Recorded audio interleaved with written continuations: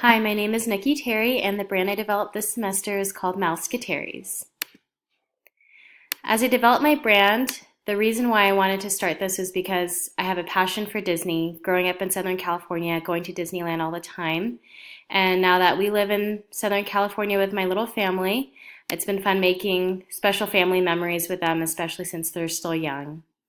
I also really enjoy sharing little tips and tricks on how to make the most of your time at Disneyland, and of course the food and the Disney community that you can interact with on Instagram through social media.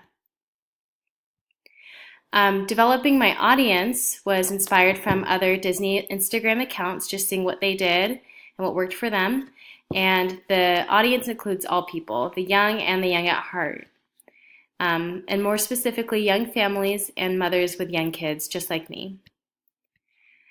Starting off with Instagram, as far as statistics and posts, I ended up with 90 followers and 23 posts.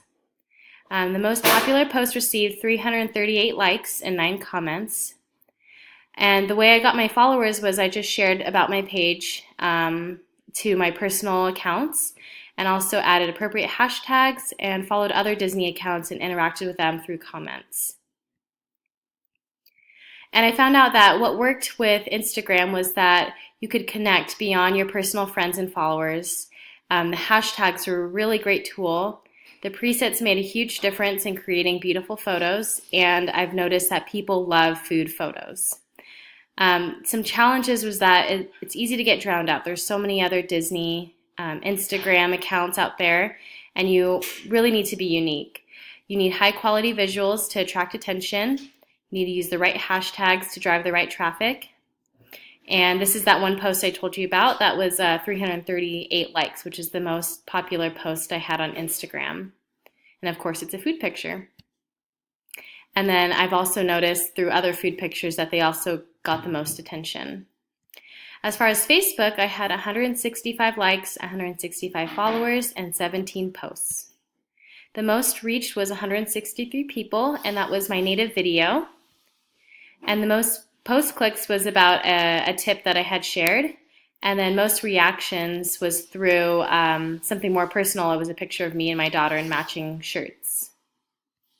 So for me, what worked in Facebook was that you could share website links from other sources. It's not really something I could do at this point with my Instagram account. You can include more text, have a variety of sizes of pictures, and the comments were easy to track for me. You could also get more analytics as far as where your traffic was going, how your posts were doing. Some challenges was that you'd had a smaller reach without paid ads, lack of Disney community, and it was harder to connect with people of similar interests. What I learned here through this project was that growth takes time. You need to stand out and have a unique voice by being true to yourself.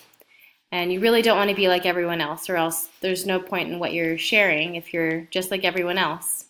You need to be consistent with your posts so you can have a clean look and that you're engaging enough with your audience.